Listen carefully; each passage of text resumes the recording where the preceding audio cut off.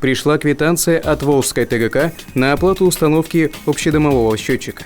Просят либо единым платежом почти 4 тысячи, либо можно растянуть на пару лет, но 5 тысяч. В нашем доме более 60 квартир.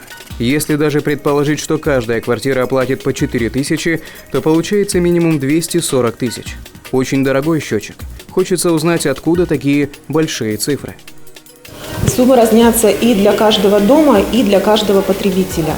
Значит, в зависимости от множества факторов, в зависимости от самого дома, какой вид счетчика установлен, только ли на тепловую энергию или на тепловую энергию и на горячую воду, в зависимости от того, сколько вводов на тепло и на горячую воду в дом, в зависимости от площади дома и от площади конкретной квартиры. То есть учитывается очень много факторов, поэтому даже в одном доме у собственников квартир суммы могут разниться.